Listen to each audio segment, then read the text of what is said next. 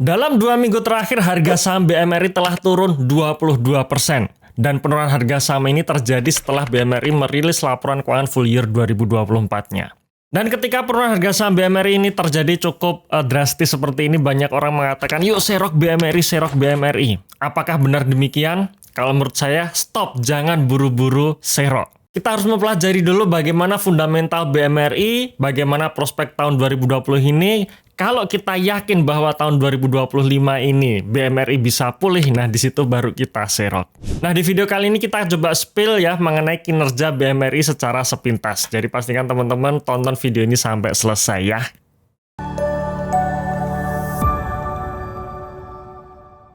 Oke, sebelum kita masuk ke pembahasannya, silahkan teman-teman untuk download ebook kami dulu ya, karena kami sudah menulis ebook yang di dalamnya ada watchlist 3 saham undervalue yang menurut saya ya, menurut analisa kami ada potensi naik 100% dalam 1-2 tahun ke depan.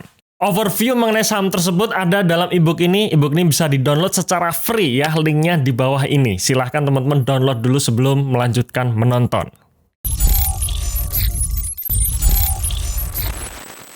Oke, kita langsung masuk saja ke laporan laba rugi BMRI posisi full year 2024, di mana sebenarnya secara pendapatan bunga ini cukup bagus ya. Pendapatan bunga naik 14%, ya pendapatan bunga brutonya. Cuman sayangnya pendapatan bunga netonya hanya naik 6%. Kenapa? Karena di sini bisa kita lihat bahwa beban bunganya itu naik 32% ya. Jadi sehingga kenaikan beban bunga lebih tinggi dibandingkan pendapatan bunga membuat net interest margin-nya berkurang. Kemudian kita coba lihat pos lainnya di mana ini yang menjadi momok juga ya, salah satu yang menjadi momok di bisnis mikro yaitu CKPN, pembentukan cadangan kekinian penurunan nilai, yang di mana BMRI naik kurang lebih 5%. Ya, kenaikannya ini lebih oke, lebih bagus dibandingkan BBRI yang naik 40-an%. Dan sayangnya itu membuat laba bersih BMRI hanya naik 1% dari 55 triliun menjadi 55,7 triliun rupiah. Dari laporan laba rugi yang kita lihat, berarti ada satu hal yang harus kita perhatikan, yaitu kenaikan beban bunga. Artinya ini terkait dengan suku bunga tinggi. Jadi ketika suku bunga tinggi, maka beban keuangan atau beban bunga dari BMRI juga akan naik, dan itu menggerus net interest margin. Nah, maka yang kita tunggu di tahun ini untuk BMRI ini adalah penurunan suku bunga BI, di mana ketika suku bunga BI turun, membuat beban bunganya otomatis juga akan turun, net interest margin dari BMRI juga kemungkinan akan naik. Itu poin yang pertama. Kemudian poin yang kedua, kita lihat laba bersih BMRI hanya naik 1%. Dan tentu saja pertumbuhan 1% ini direspon oleh market negatif ya, karena market menginginkan bahwa BMRI ini tetap tumbuhnya cukup oke, misalkan tumbuh 8%, 10%, atau 15% seperti itu ya. Tapi karena hanya tumbuh 1%, ini membuat market merespon negatif.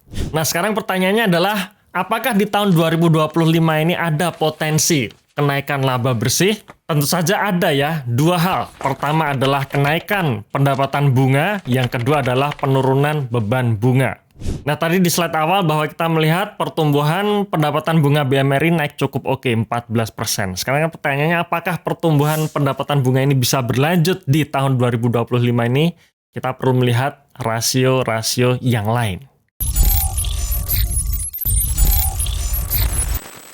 Oke, tadi kuncinya sudah kita dapatkan ya, yaitu pertumbuhan pendapatan bunga, kemudian penurunan beban bunga. Itu kunci untuk kita meyakini bahwa kinerja BMRI di tahun 2025 ini akan naik. Nah, sekarang pertanyaannya, apakah bisa? Apakah ada peluang? Nah, sekarang kita lihat. Untuk tahun 2024 kemarin, pertumbuhan kredit maupun DPK itu naik ya, sama-sama naik. Pertumbuhan kredit BMRI secara tahunan naik 19,5% dan pertumbuhan DPK itu naik 7,73%. Jadi kunci bagaimana perbankan bisa menumbuhkan pertumbuhan pendapatan bunga adalah dengan pertumbuhan kredit. Jadi kalau pertumbuhan kreditnya terjaga bagus, maka potensi pertumbuhan pendapatan bunga juga akan naik ya, akan terjaga bagus juga.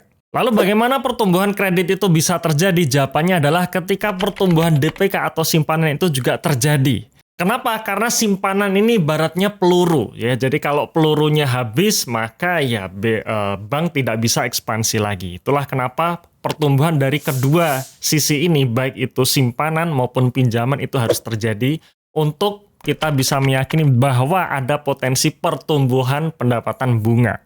Cuman ini ada salah satu hal yang harus kita perhatikan juga teman-teman sekalian, yaitu mengenai LDR atau loan to deposit ratio, di mana LDR untuk posisi Bank BMRI saat ini adalah 98%. Apa itu LDR atau loan to deposit ratio? Loan to deposit ratio adalah rasio yang menggambarkan perbandingan antara pinjaman dengan simpanan. Apa artinya LDR 98%? Artinya adalah simpanan sebesar 100 sudah dilempar kredit sebesar 98. Jadi sebenarnya bisa disimpulkan bahwa likuiditas BMRI saat ini cukup ketat. Kalau LDR-nya 98%, maka ruang untuk ekspansi kecil. Alias kalau LDR ini tidak segera diperbaiki dengan cara menggenjot simpanan, maka ruang untuk pertumbuhan kredit di tahun 2025 ini juga kecil. Dan kalau pertumbuhan kredit kecil atau bahkan tidak terjadi pertumbuhan kredit, maka kita tidak bisa mengharapkan pertumbuhan pendapatan. Dan kalau pertumbuhan pendapatan bunga tidak terjadi, maka kita juga belum bisa mengharapkan bahwa laba di tahun 2025 ini akan tumbuh. Nah, sampai di sini berarti kita sudah tahu ya kira-kira kendala atau masalah apa yang dihadapi BMRI saat ini. Nah, kalau sudah tahu masalahnya, kira-kira menurut kalian gimana nih? Enaknya serok saham BMRI atau kita cari saham yang lain? Coba tulis pendapat kalian di kolom komentar ya.